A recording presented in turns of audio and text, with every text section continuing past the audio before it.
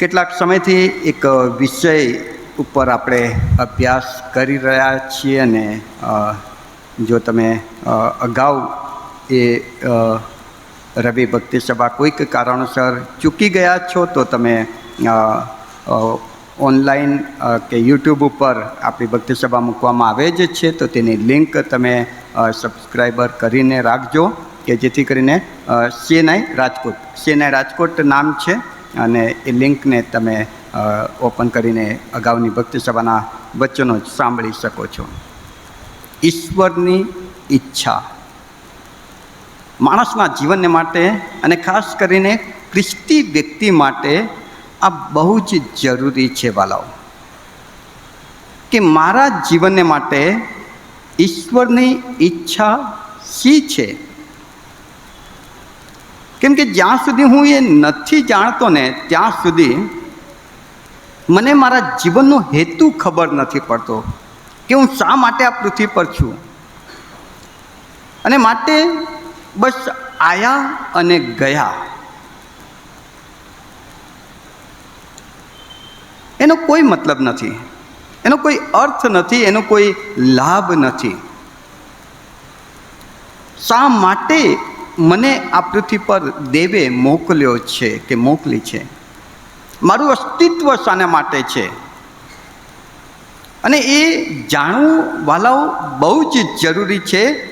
અને એ જ કહી શકે કે જેણે આપણને મોકલ્યા છે, અને એ તો આપણો પિતા અબ્બા બાપ ત્રિધન્ય મહાન પરમેશ્વર છે કે જેણે આપણને આ પૃથ્વી પર માનવીય જીવન આપ્યું છે. અને માટે આપણે એમને પૂછવું પડે કે પ્રભુ તમારી શી ઈચ્છા છે, તમારી શું મરજી છે, શા માટે તમે અમને આ પૃથ્વી પર જીવન આપ્યું છે, તમારી મરજી તમારી ઈચ્છા તમે જાહેર કરો. કેટલાક 3 રવિવાર એના ઉપર આપણે અભ્યાસ કર્યો કે દેવની ઈચ્છા કેવી રીતે શોધી શકાય, ક્યાંથી શોધી શકાય, કેવી રીતે દેવ પોતાની ઈચ્છા પ્રગટ કરે છે વગેરે બાબતોને માટે. જીવનમાં ઘણા બધા એવા મોડ આવી જાય છે કે જ્યાં આપણે ઊભા રહીને વિચારીએ છીએ કે હવે આમ જવું કે આમ જવું, આ પસંદ કરવું કે આ પસંદ કરવું. અને એવા સમયમાં આપણે દેવની ઈચ્છા શોધવાનો કે દેવની ઈચ્છા જાણવાનો પ્રયત્ન કરીએ છીએ. ખોટું નથી, પણ વાલાઓ એનાથી વધારે આગળ આપણે જોવાની જરૂર છે. મારે 12મા પછી કઈ લાઈન લેવી એના માટે હું દેવની ઈચ્છા શોધું છું, સારી વાત છે. પણ એના પહેલાં મારા જીવન માટે ઈશ્વરની મૂળભૂત ઈચ્છા શી છે એ જાણવું વધારે જરૂરી છે. મારે રાજકોટમાં જોબ કરવી કે પછી બીજા કોઈ જગ્યાએ જોબ કરવી, મારે કાપડનો ધંધો કરવો કે પછી શાકભાજીનો ધંધો કરવો, મારે નોકરી કરવી કે બિઝનેસ કરવી, આવા બધા નિર્ણયો લેવા માટે આપણે ઈશ્વરની ઈચ્છા શોધીએ છીએ. સારી વાત છે, શોધવી જોઈએ, કેમ કે એમાં આપણને સફળતા મળે છે જ્યારે ઈશ્વરની ઈચ્છા પ્રમાણે કરીએ છીએ તો. પણ એનાથી વધારે જરૂરી બીજી એક બાબત છે, એ તો એ કે મારા જીવન માટે ઈશ્વરની મૂળભૂત ઈચ્છા શી છે. અને માટે વાલાઓ આપણે હવે પછી આ રવિવાર ને એના પછીના કેટલાક રવિવાર ઈશ્વરની મૂળભૂત ઈચ્છા જે બાઇબલમાં એમણે જાહેર કરી દીધી છે તે જોવાનો પ્રયત્ન કરીશું. હું કઈ નોકરી કરું એ ઈશ્વરને પૂછું છું, સારી વાત છે. પણ એના પહેલાં મારે પ્રભુને એ પૂછવું પડે કે પ્રભુ હું શા માટે આ પૃથ્વી પર છું, મારું જીવન કેવું હોવું જોઈએ પ્રભુ, એમના માટે તમારી શું ઈચ્છા છે. કેમ કે જ્યાં સુધી હું ઈશ્વરને ગમું નહીં ઈશ્વરને પસંદ નહીં પડવું, ઈશ્વરને પ્રસન્ન નહીં કરવું, ત્યાં સુધી એની ઈચ્છા જે મને આશીર્વાદ આપવાની છે તે હું પામી નહીં શકું. અને માટે જરૂરી છે કે હું ઈશ્વરને પસંદ પડું, ઈશ્વરને ગમું, ઈશ્વરને પ્રસન્ન કરું. અને એના માટે એની મારા જીવનને માટે મૂળભૂત ઈચ્છા શું છે એ મારે જાણવી બહુ જરૂરી છે. પવિત્ર શાસ્ત્ર બાઇબલમાંથી આપણે જોવાનો પ્રયત્ન કરીશું. સૌથી પહેલું વચન, પહેલો થેસ્સાલોનિકીનો પત્ર 4થો અધ્યાય 3જી કલમ. પહેલો થેસ્સાલોનિકીનો પત્ર 4થો અધ્યાય અને 3જી કલમ. દેવની મારા માટેની મૂળભૂત ઈચ્છા. જો તમારી પાસે પેન હોય તો એ વચનની નીચે તમે અંડરલાઈન કરજો. મારા જીવન માટે મારા પ્રભુની મૂળભૂત ઈચ્છા શું છે? કારણ કે દેવની ઈચ્છા એવી છે કે તમારું પવિત્રીકરણ થાય. કારણ કે દેવની ઈચ્છા એવી છે કે તમારું પવિત્રીકરણ થાય. તમે કઈ નોકરી કરો અને એમાં તમે કેટલું કમાઓ એ પ્રભુનો આશીર્વાદ છે, ગુડ, સારું. પણ એના પહેલાં પ્રભુ એવું ઈચ્છે છે કે તમારું પવિત્રીકરણ થાય. વાલાઓ, દરેક વિશ્વાસી વ્યક્તિએ આ પવિત્રીકરણ શબ્દ સમજવો બહુ જરૂરી છે, બહુ જરૂરી છે. કેમ? હેબ્રીઓનો પત્ર 12મો અધ્યાય ને 14મી કલમ કેમ સમજવો જરૂરી છે? હેબ્રી 12 અને 14. સગડાની સાથે શાંતિથી વર્તો અને પવિત્રતા કે જેના વગર કોઈ માણસ પ્રભુને દેખશે નહીં તેને ધોરણે તમે ચાલો. પવિત્રતા પામ્યા વગર કોઈ માણસ પ્રભુને નહીં દેખી શકે. ને માટે મારા પ્રભુને મારે જોવો છે, મારા પ્રભુને મારે પામવો છે, તો મારા જીવનમાં એ પવિત્રતા આવે બહુ જ જરૂરી છે. ઇંગ્લિશમાં કદાચ એના માટે કયો વર્ડ છે? સેન્ટિફિકેશન. એની જે વ્યાખ્યા છે ને એ સમજવા જેવી છે. કેમ કે આ જે વિષય છે ને એને આપણે વધારે ઊંડાણથી એટલા માટે જોવા જોઈએ કેમ કે એ પાયો છે, આપણો પાયો, ખ્રિસ્તી જીવનનો પાયો છે. જો આ નથી ને તો ખ્રિસ્તી જીવનમાં રચેલું ઘર રેતી પર બાંધેલા ઘર જેવું છે. જરાક વાછોટ આવશે ને ઘર કકડભૂસ થઈ જશે. અને માટે દેવની ઈચ્છા છે કે તમારું પવિત્રીકરણ થાય. હું 100 બાઇબલ લેસન જે બુક છે તે આ વિષયને અનુલક્ષીને સ્ટડી કરતો હતો ત્યારે એક બહુ સરસ વાત ડગલાસ સાહેબે ત્યાં કહી છે. બહુ સરસ વાત છે. ત્યાં એવું લખ્યું છે કે નવીનીકરણ દ્વારા આપણો સ્વભાવ બદલાય છે. ન્યાયી ઠરવા દ્વારા આપણું સ્થાન બદલાય છે. આ સમજાય છે ને? આપણે પહેલાં પાપી હતા અને દેવે આપણને ન્યાયી ઠરાવ્યા એટલે આપણું સ્થાન બદલાયું. હવે પાપીમાંથી આપણે દેવના બાળક બનીએ છીએ. દત્તક વિધાન દ્વારા આપણો મોભો બદલાય છે. પહેલાં વેગળા હતા, રોમનોનો પત્ર કહે છે પહેલાં તમે વેગળા હતા પણ હવે દેવની પાસે આવ્યા છો. આપણો મોભો બદલાઈ ગયો આખો. આ પહેલાં પરદેશી હતા પણ હવે તમે એના ખાસ લોક થયા, મોભો બદલાઈ ગયો. દત્તક વિધાન દ્વારા આપણો મોભો બદલાય છે અને પવિત્રીકરણ દ્વારા આપણું ચારિત્ર બદલાય છે. અને ચારિત્ર એ માણસનું જીવન છે. પવિત્રીકરણ એ તો ન્યાયી ઠરેલા જીવનનું પ્રતિફળ છે. બાઇબલમાં 1066 વખત પવિત્રીકરણ વિશે, સેન્ટિફિકેશન વિશે લખવામાં આવ્યું છે. અને માટે વાલાઓ, આ જે પવિત્રીકરણ પ્રોસિજર છે કે પાયો છે કે મૂળભૂત જરૂરિયાત છે તેને આપણે ડિટેલમાં સમજવાનો પ્રયત્ન કરીએ. કેમ કે એ વગર ખ્રિસ્તી જીવન જીવવું એ રેતી પર બાંધેલા ઘર જેવું છે. અને માટે આજે બહુ ઓછી સ્લાઇડ મેં બનાવી છે, પણ પ્રયત્ન કરીએ કે ઓછી સ્લાઇડમાં પણ વધારે ઊંડાણથી આપણે વચન સમજી શકીએ. અને જો તમે આપણા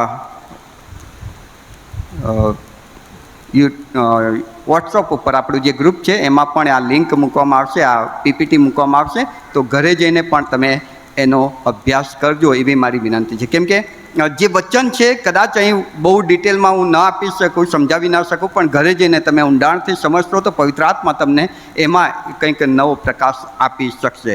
અને માટે અહીં જે પીપીટીના થોડાક સ્લાઇડ તમારી આગળ મૂકીશ તેને તમે કાં તો ફોટો પાડશો અથવા તો ભક્તિ સભા પછી તમારા વોટ્સઅપ પર જે લિંક છે તેમાંથી તમે મેળવશો. પવિત્રકરણની વ્યાખ્યા કે અર્થ, પવિત્રીકરણનો અર્થ અથવા તો તેની વ્યાખ્યા. ગીતશાસ્ત્ર તેનો 4 અધ્યાયની 3જી કલમ, ગીતશાસ્ત્ર 4 અને 3. પણ જાણો કે જે પવિત્ર છે તેને યહોવાએ પોતાને વાસ્તે પસંદ કર્યો છે. હું યહોવાને વિનંતી કરું ત્યારે તે મારું સાંભળશે. પણ જાણો કે જે પવિત્ર છે તેને યહોવાએ પોતાને વાસ્તે પસંદ કર્યો છે. હવે આની જે વ્યાખ્યા અથવા તો અર્થ છે, વિશ્વાસી વ્યક્તિને માટે અથવા ખ્રિસ્તી વ્યક્તિને માટે બે અર્થ થાય છે આના સેન્ટિફિકેશનના. એક કે ભૂંડાઈથી અલગ થવું, અલગ કરવું, અને બીજું ઈશ્વરને માટે અલગ થવું. પવિત્રીકરણમાં ઈશ્વર દ્વારા, ઈશ્વર માટે, પાપમાંથી અને પવિત્ર જીવન માટે આપણા પર થતી પ્રોસિજર.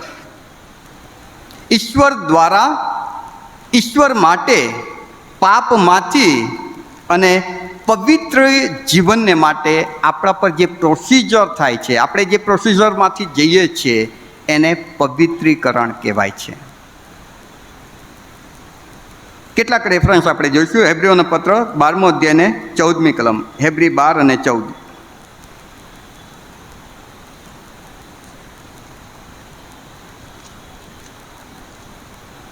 હેબ્રી 12 અને 14. સગડાની સાથે શાંતિથી વર્તો અને પવિત્રતા કે જેના વગર કોઈ માણસ પ્રભુને દેખશે નહીં તેને ધોરણે તમે ચાલો. જો બહુ જરૂરી છે, ઈશ્વરને દેખવા માટે પવિત્રતા પામવું જરૂરી છે. આ જરૂરી એટલા માટે છે કે આપણે જે પવિત્રતાનો અર્થ સમજીએ છીએ કે ભૂંડાઈથી અલગ થવું. શા માટે? કેમ કે આપણો ઈશ્વર પવિત્ર છે, અને ઈશ્વર પવિત્ર છે ને એવા પવિત્ર ઈશ્વરને દેખવું હોય તો આપણે ભૂંડાઈથી અલગ થવું બહુ જરૂરી બની જાય છે. બે વસ્તુ સાથે ચાલી શકે નહીં. હું ભૂંડાઈ રાખું, પાપ રાખું અને દરેક પ્રકારના શેતાની બાબતોને મારામાં રાખીને હું મારા દેવને જોઈ શકું નહીં. એ પવિત્ર ઈશ્વરને દેખવા માટે મારે એ ભૂંડાઈથી અલગ થવું. પવિત્રતાનો અર્થ બીજો તિમોથી 2:21, બીજો તિમોથી 2:21. એ માટે જો કોઈ પાછલામાંથી પોતાને દૂર રાખીને શુદ્ધ રહે તો તે ઉત્તમ કાર્યને સારું પવિત્ર કરેલું, સ્વામીને ઉપયોગી તથા સર્વ સારા કામને માટે તૈયાર કરેલું પાત્ર થશે. પોતાને પાછલામાંથી અલગ જે કરે છે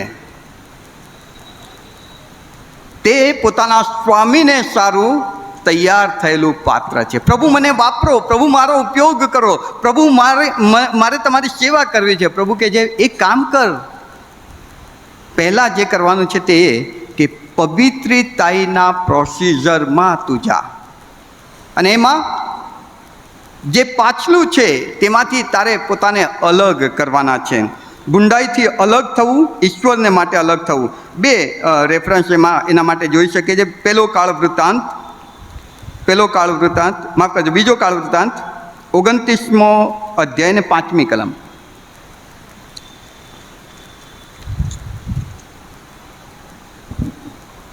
ઓકે. હે લેવીઓ, તમે મારું સાંભળો.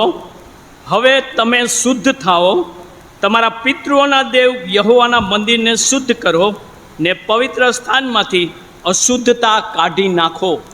આ ઈશ્વરની ઈચ્છા છે. પવિત્ર સ્થાનમાં આવવું છે, પવિત્ર ઈશ્વરને જોવા છે, પવિત્ર ઈશ્વરની સાથે રહેવું છે, તો પ્રભુ કહે છે કે તમે શુદ્ધ થાઓ, પોતાને અલગ કરો. 15મા વચનથી 18મા વચનને 15-18 તેઓએ પોતાના ભાઈઓને ભેગા કર્યા ને પોતાને પવિત્ર કરીને તેઓ યહોવાના વચનથી રાજાની આજ્ઞા પ્રમાણે યહોવાના મંદિરને શુદ્ધ કરવા સારું અંદર ગયા.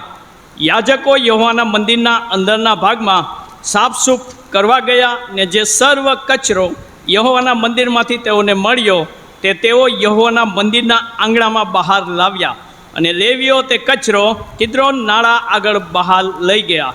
પહેલા માસને પહેલે દિવસે તેઓએ શુદ્ધ કરવાનું કામ શરૂ કર્યું ને તે જ માસને 8મે દિવસે તેઓ યહોવાની પરસાણમાં આવ્યા. તેઓએ 8 દિવસમાં યહોવાના મંદિરને શુદ્ધ કરીને પહેલા માસને 16મે દિવસે તે કામ સમાપ્ત કર્યું. પછી તેઓએ મહેલમાં હિઝકિયા રાજાની હજુરમાં જઈને તેને કહ્યું કે અમે યહોવાનું આખું મંદિર, દહનિયાપણની વેદી, તેના સર્વ પાત્રો શુદ્ધ ને અર્પેલી રોટલીની મેજ તથા તેના સર્વ પાત્રો સ્વચ્છ કર્યા છે. પવિત્રતાઈ પ્રભુ અમારે તમારી સાથે સંગત કરવી છે. પ્રભુ કહે છે પોતાને શુદ્ધ કરો. પ્રભુ અમારે તમારી સેવા કરવી છે. ઓકે, તો સેવા માટે તમે પોતાને તેમજ જે કંઈ પાત્રો, જે કંઈ સાધનો, જે કંઈ જગ્યા તમે પસંદ કરો છો એને પણ તમે શુદ્ધ કરો. આ પવિત્રતાઈ છે. કેમ કે તમારો ઈશ્વર પવિત્ર છે અને માટે તમે પોતે એકલા જ નહીં. જૂના કરારમાં પવિત્રાઈનો જે અર્થ છે તે બહુ ઊંડો છે. ફક્ત વ્યક્તિ નથી આવતા વાલાઓ, વ્યક્તિની સાથે સંકળાયેલી એ તમામ બાબતો કે જે તમે પ્રભુને માટે વાપરવા માંગો છો. અને માટે પવિત્રતાઈનો અર્થ છે ગુંડાઈથી અલગ થવું અને ઈશ્વરને માટે અલગ થવું. આ બંને વસ્તુ એમાં છે. ઈશ્વરને માટે કશુંક વાપરવું છે તો પહેલાં એને પવિત્ર કરવામાં આવે, શુદ્ધ કરવામાં આવે અને પછી એ વસ્તુ ઈશ્વર માટે વપરાય. ચાહે તે બાંધકામ હોય, ખેતરો હોય, પ્રથમ જનિત હોય, મંદિર હોય, યાજક હોય કે દેશ હોય. ઈશ્વરે ઇઝરાયલ પ્રજાને એમ કહ્યું કે તમે મારી પવિત્ર કરેલી પ્રજા છો. પહેલાં એ પ્રજાને ઈશ્વરે ઇબ્રાહિમ દ્વારા સુન્નતનો કરાર કરીને પવિત્ર કર્યો. ત્યાંથી પછી ઇઝરાયલને આશીર્વાદ આપ્યું કે હવે તમે મારા લોકો, અલગ કરેલા લોકો. ઈશ્વર જે પણ વાપરે છે તે પવિત્ર થઈને એની પાસે આવે એ જરૂરી છે. અને માટે નિર્ગમન 40, 9, 11 આ બધા જે રેફરન્સ છે નીચે એ તમે ઘરે જઈને વાંચશો. દરેક વસ્તુ કે જે પ્રભુને માટે વાપરવા માંગો છો એને પવિત્ર કરવી બહુ જ જરૂરી બની જાય છે. કેમ કે એના વગર પ્રભુ એને સ્વીકારી શકે નહીં, ચાહે તે વ્યક્તિનું જીવન હોય કે કંઈ વસ્તુ હોય. તો આ પવિત્રીકરણ કે પવિત્રતાઈ ક્યાંથી પ્રાપ્ત થાય? કોણ આપશે? એના ઓથર કોણ છે? એના સંપાદક કોણ છે? બાઇબલ પ્રમાણે આપણે જોઈશું કોણ આપણને પવિત્રતાઈ આપી શકે છે. સાયન્ટિફિકેશન ક્યાંથી પ્રાપ્ત થાય એના સંપાદક. પહેલો વચન આપણે વાંચીશું, 1 થેસાલોનિકીનો પત્ર 5મો અધ્યાય 23 અને 24મી કલમ. 1 થેસાલોનિકીનો પત્ર 5મો અધ્યાય 23 અને 24. જે તમને આમંત્રણ આપે છે તે વિશ્વસનીય છે, તે એમ કરશે, ભાઈઓ અમારા માટે પ્રાર્થના કરો. માફ કરજો, બીજો થેસાલોનિકી ના બરાબર છે, સોરી. જે તમને આમંત્રણ આપે છે તે વિશ્વસનીય છે અને તે એવું કરશે. 23મી કલમ 23 અને 24 બંને વાંચો સાહેબ. યસ. હવે શાંતિનો દેવ પોતે તમને પૂરા પવિત્ર કરો અને આપણા પ્રભુ ઈસુ ખ્રિસ્તના આવતા સુધી તમારો આત્મા, પ્રાણ તથા શરીર સંપૂર્ણ તથા નિર્દોષ રાખવામાં આવો. જે તમને આમંત્રણ આપે છે તે વિશ્વસનીય છે, તે એમ કરશે. શાંતિનો દેવ પોતે એટલે આપણા ઈશ્વર પિતા દ્વારા પવિત્રતાઈ પ્રાપ્ત થાય છે. તે તમારા આત્માને, તે તમારા પ્રાણને અને તે તમારા શરીરને પવિત્ર કરશે. ઈશ્વર પિતા, એના સિવાય કોઈ નહીં. બીજું કોણ કરશે? એફેસીઓનો પત્ર 5મો અધ્યાય ને 26મી કલમ, એફેસી 5 અને 26. એ સારું કે વચન વડે જળ સ્નાનથી શુદ્ધ કરીને ખ્રિસ્ત મંડળીને પવિત્ર કરે. ખ્રિસ્ત મંડળીને પવિત્ર કરે છે, પિતા પવિત્ર કરે છે, અને આ વચન એમ કહે છે કે પુત્ર પવિત્ર કરે છે. પુત્ર પ્રભુ ઈસુ ખ્રિસ્ત, ઈશ્વર પિતા અને ઈશ્વર પુત્ર. અને ત્રીજું, બીજો થેસાલોનિકીનો પત્ર 2 અધ્યાય ને 13મી કલમ. તો ભાઈઓ, તમે પ્રભુને પ્રિય છો. તમારા વિશે સદા દેવની સ્તુતિ કરવાને અમે બંધાયેલા છીએ, કેમ કે આત્માના પવિત્રીકરણ વડે તથા સત્ય પરના વિશ્વાસ વડે આત્માના પવિત્રીકરણ દ્વારા. પેલો પિતર 1 અને 1, પેલો પિતર 1 અને 1.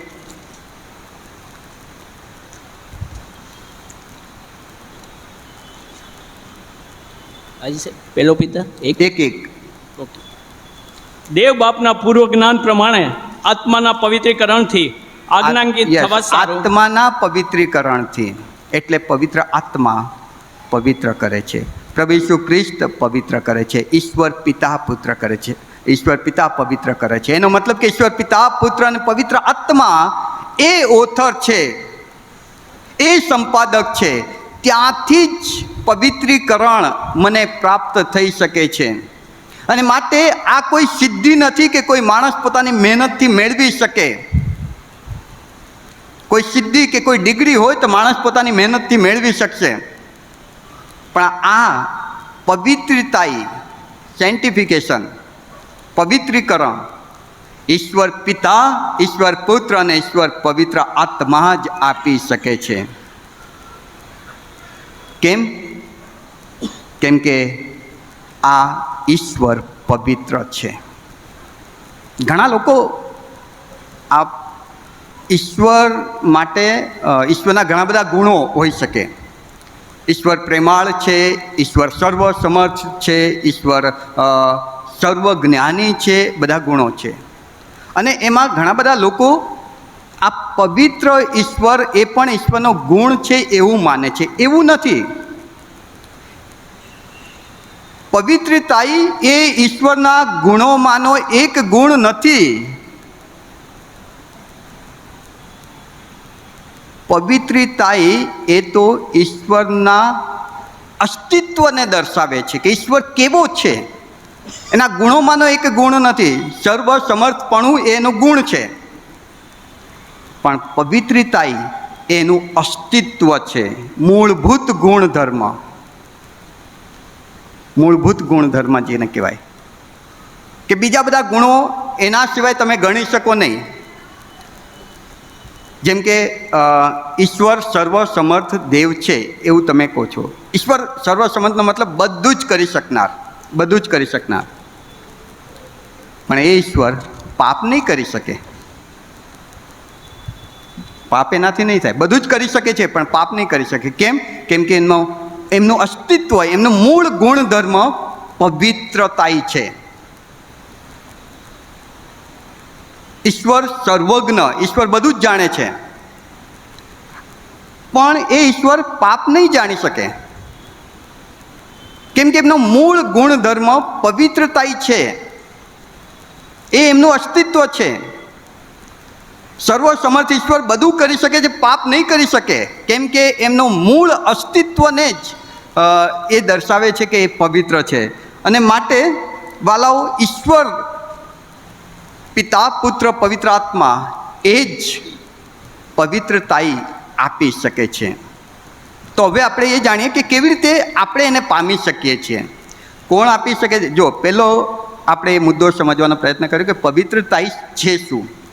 બીજો મુદ્દો આપણે જાણ્યા કે કોણ એ આપી શકે છે, એના ઓથર કોણ છે, કોની પાસે સામર્થ્ય છે પવિત્રતાઈ આપવાનું. અને હવે આપણે એ જાણીએ કે આપણે એ કેવી રીતે પામી શકીએ. કેમ કે એ નહીં પામીએ તો ઈશ્વરને જોઈ નહીં શકાય, એ નહીં પામીએ તો ઈશ્વરને આપણે પામી નહીં શકીએ, ઈશ્વરને માટે વપરાઈ નહીં શકીએ. અને માટે જરૂરી છે, તો જરૂરી વસ્તુ આપણે કેવી રીતે પ્રાપ્ત કરી શકીએ, માધ્યમ શું છે, ક્યાંથી આપણે મેળવી શકીએ. પહેલું જે બાબત છે હેબ્રુઓનો પત્ર 2 અધ્યાય 11મી કલમ, હેબ્રુ 2:11. કેમ કે જે પવિત્ર કરે છે ને જેઓને પવિત્ર કરવામાં આવે છે તેઓ સર્વ એકથી જ છે, એ માટે તે તેઓને ભાઈઓ કહેવાને શરમાતો નથી. એકથી જ. એ કોણ? તો હેબ્રુઓનો પત્ર 13મો અધ્યાય ને 12મી કલમ. માટે ઈસુએ પણ પોતાના જ રક્તથી લોકોને પવિત્ર કરવા સારું ઈસુએ પણ પોતાના પોતાના જ રક્તથી ઈસુએ પણ પોતાના જ રક્તથી, પછી આગળ લોકોને પવિત્ર કરવા સારું દરવાજા બહાર મરણ સહન કર્યું. ઈસુનું લોહી, એના વગર પવિત્રતાઈ પામી શકાય નહીં. આપનાર પિતા, પુત્ર, પવિત્ર આત્મા. કેવી રીતે આપણે મેળવી શકીએ? તો એના માટે સૌથી પહેલાં ઈસુનું લોહી આપણા પર છંટાય, ઈસુનું લોહી આપણા પર રેડવામાં આવે. ઈસુના લોહી વગર પવિત્રતાઈ મેળવવું અશક્ય છે. બીજું કેવી રીતે મેળવી શકાય? બીજું યોહાનની સુવાર્તા 17મો અધ્યાય ને 17મી કલમ, યોહાન 17:17.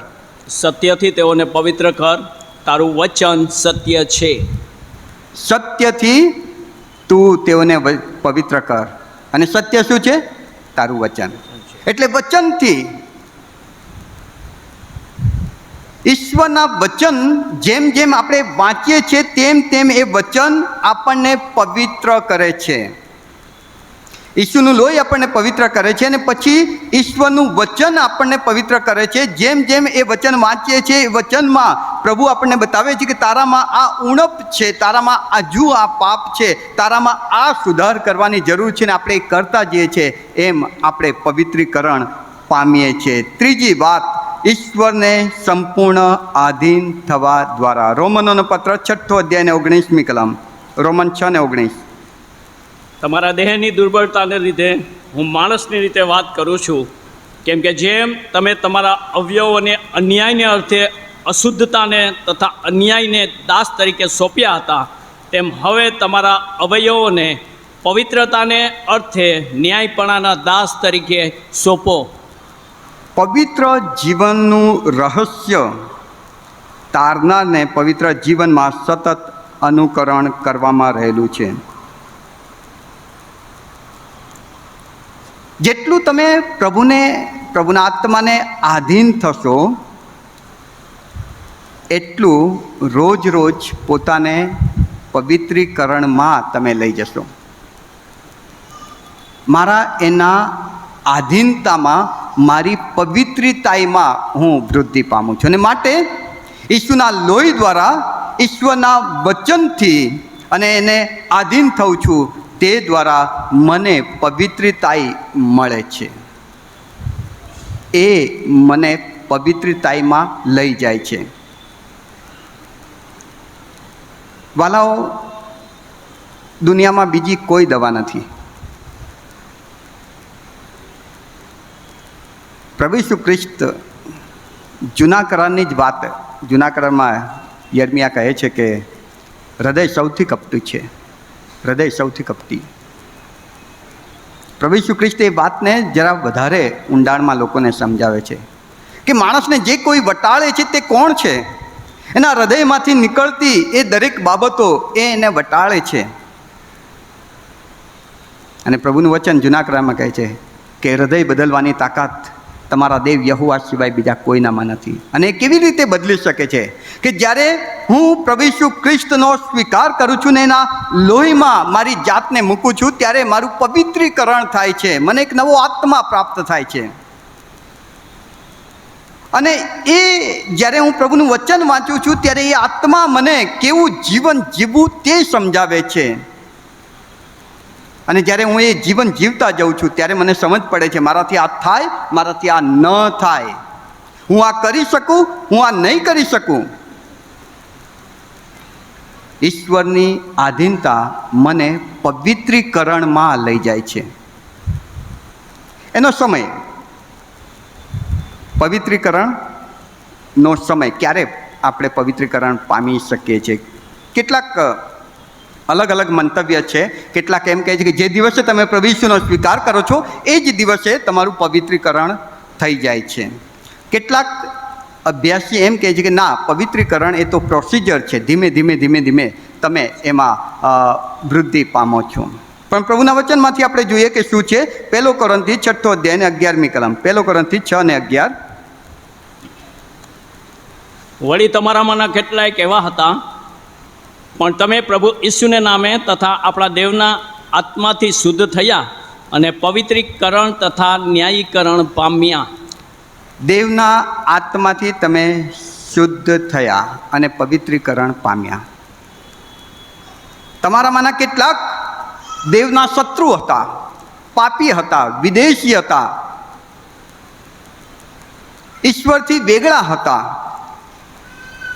પણ કોઈક એવો સમય આવ્યો કે તમને ખબર પડી કે ના, પ્રભુ ઈસુ ખ્રિસ્ત એ દેવના દીકરા છે કે જે મારા માટે આ પૃથ્વી પર આવ્યા છે અને તેના લોહીમાં પાપોની માફી છે. અને તમે જ્યારે તમારા ઘૂંટણ નમાવી દો છો અને ઈસુને પ્રભુ તરીકે કબૂલ કરો છો ત્યારે એનો આત્મા, ઈસુનો આત્મા તમારામાં આવે છે અને તમને શુદ્ધ કરે છે. અને એ પવિત્રીકરણની શરૂઆત છે.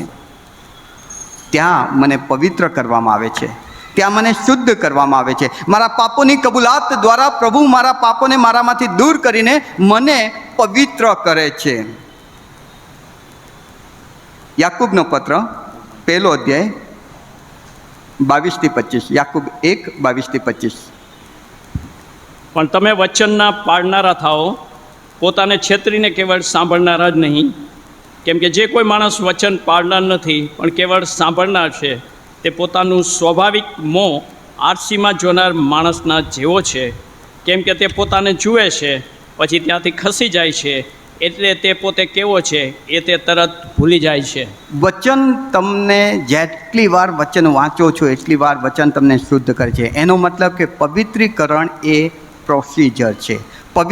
પેલું જે રેફરન્સ જોયું એ બતાવે છે કે પવિત્રીકરણ એ એક સમયે, બદલાણના સમયે થતું એક આશીર્વાદ છે કે જે હું પામું છું અને પછી એ આશીર્વાદમાં મારે વૃદ્ધિ પામવાનું છે વચન દ્વારા, આધીનતા દ્વારા. અને છેલ્લું સંપૂર્ણ અને અંતિમ પવિત્રીકરણ 1 થેસ્સાલોનિકીનો પત્ર 5મો અધ્યાય ને 23મી કલમ.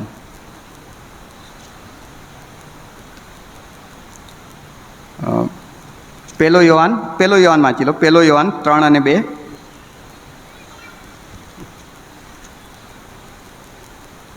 વાલાઓ, હાલ આપણે દેવના છોકરા છીએ અને આપણે કેવા થઈશું તે હજી સુધી પ્રગટ થયું નથી. આપણે એટલું તો જાણીએ છીએ કે જ્યારે તે પ્રગટ થશે ત્યારે તેના જેવા આપણે થઈશું, કેમ કે જેવો તે છે તેવો આપણે તેને જોઈશું. આ પવિત્રીકરણનો સમય. ટૂંકમાં આ ત્રણેય બાબતો ભેગી કરીને હું તમને જે સમજાવું છું, અથવા પ્રભુનું વચન તમને મને જે સમજાવે છે તે કે જે દિવસે હું પ્રભુ ઈસુનો સ્વીકાર કરું છું એ જ દિવસે મારા પાપોને મારામાંથી દૂર કરવામાં આવે છે ને ઈસુના લોહીથી મને શુદ્ધ કરવામાં આવે છે, મારું પવિત્રીકરણ થાય છે. ત્યારબાદ હું પ્રભુના વચનો રોજ રોજ વાંચું છું ને પ્રભુને આધીન થઉં છું. તે દ્વારા રોજ રોજ પ્રભુ મને પવિત્ર કરતા જાય છે, પવિત્રતામાં વૃદ્ધિ પમાડે છે. અને એક દિવસે મારો પ્રભુ મને જ્યારે લેવા આવશે ત્યારે મારું આ દેહ કે જે મને પાપ તરફ લઈ જાય છે, આ દેહની દુર્વાસના કે જે મને ઈશ્વરથી દૂર કરે છે, એ દેહને પણ એક દિવસે અહીં મૂકી દેવું પડશે, મુકાઈ જશે અને એક નવું દેહ મને મળશે. એ મારી પવિત્રતાનો સંપૂર્ણ છેલ્લો તબક્કો અથવા તો છેલ્લો સ્ટેજ હશે. અને એ જે દેહ મળશે એમાં હું મારા પ્રભુના જેવો મારો પ્રભુ પવિત્ર છે એવું પવિત્ર મારો દેહ, મારો આત્મા, મારું જીવન હશે. અને એને પ્રભુ પોતાની સાથે સદાને માટે રહેવા ઉંચકી જશે. 3 સ્ટેજ. જે દિવસે ઈસુનો સ્વીકાર કરું છું એ જ દિવસે મારું પવિત્રીકરણ થાય છે. પણ જેમ જેમ ઈશ્વરના વચન વાંચું છું, મારી પવિત્રીકરણની પ્રોસિજરમાંથી હું પસાર થતા જઈને વધારે ને વધારે પવિત્ર થતો જાઉં છું. ને એક દિવસે મારો ઈસુ આવશે ત્યારે મને આ દેહમાંથી પણ મુક્ત કરીને મારો પ્રાણ, આત્મા અને શરીર ત્રણેને એવું કરશે કે જે મારા પ્રભુના જેવા હશે. આ પવિત્રીકરણની સમય કે તબક્કો છે. પ્રભુમાં પ્રિય વાલાઓ, શું તમારા હૃદયમાં પવિત્રતા પામવાની ઝંખના છે? પવિત્રીકરણને માટે, શુદ્ધતાને માટે, ખ્રિસ્તના જેવા થવાને માટે? તો તમારા પાપ કબૂલ કરો. ખ્રિસ્તના લોહીમાં પોતાને શુદ્ધ કરો. વચન વાંચતા જઈને, રોજ રોજ તેની સંગતિમાં વધતા જઈને એક દિવસે સંપૂર્ણ પવિત્રીકરણ પામો. આ મારા માટે મારા દેવની પહેલી ઈચ્છા છે. હું ક્યાં નોકરી કરું, હું ક્યાં ઘર લઉં, હું કેવો હું, કે કેટલા આશીર્વાદો, એ બધું જ પ્રભુને પૂછો, વાંધો નથી. પણ કેટલીક બાબતો પ્રભુ વગર પૂછે તમને ને મને જણાવે છે કે બેટા, હું તને આશીર્વાદ આપવા માગું છું, મારી દીકરી, હું તને બહુ બધો આશીર્વાદિત કરવા માગું છું, પણ એના માટે પહેલી મારી ઈચ્છા એ છે કે તારું પવિત્રીકરણ થાય.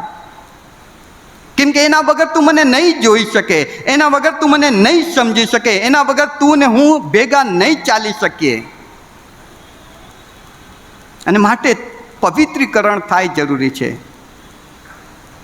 ભાલાઓ, એના માટે પાપોની કબૂલાત, બુંડાઈનો ત્યાગ, ઈશ્વરને આધીન થવાનું રૂડું મન પહેલી પ્રાથમિકતા છે. પ્રભુ તમને ને મને એ બધા જ ગુપ્ત અને જાહેર પાપોમાંથી છોડાવીને એના લોહીથી, એના દીકરાના પવિત્ર લોહીથી શુદ્ધ અને પવિત્ર કરીને એના વચનનો આશીર્વાદ આપતા વધારે પવિત્રતામાં વૃદ્ધિ પમાડો. આમેન. પ્રાર્થનામાં જઈશું. પ્રાર્થના કરીએ. પ્રભુ, અમે તમારો આભાર માનીએ છીએ તમારા અદ્ભુત પવિત્ર વચનને માટે, અને તમારું વચન સમજવા માટે તમે અમને કૃપા આપી તેના માટે આભાર માનીએ છીએ. તમારી ઈચ્છા છે કે અમારું પવિત્રીકરણ થાય, વ્યક્તિ તરીકે, કુટુંબ તરીકે, મંડળી તરીકે. પ્રભુ, તમારી ઈચ્છા અમારા જીવનમાં પરિપૂર્ણ થાય તે માટે અમે અમારા પાપોની કબૂલાત કરીએ છીએ. એ પાપો કે જે તમને નથી ગમતા, અમારામાંથી દૂર કરો. એવી તમામ બાબતો કે જે તમને અમને આશીર્વાદ આપતા અટકાવે છે, એ તમામ બાબતો અમારામાંથી દૂર કરો બાપ. એવી તમામ અમારી ઈચ્છા, યોજના કે અમારા સ્વભાવમાં કે અમારા ચારિત્રમાં એવી કોઈ બાબત છે કે જે અમને તમારાથી અલગ રાખે છે, તેને આજે પ્રભુ તમે દૂર કરો. ઈસુના લોહીમાં અમને શુદ્ધ અને પવિત્ર કરો કે જેથી તમારું વચન વાંચતા જઈને એક દિવસ અમે તમારા જેવા થઈએ. અમારી આ પ્રાર્થના પ્રભુ ઈસુના નામમાં બાપ તમે સાંભળો અને સ્વીકારો. આમેન.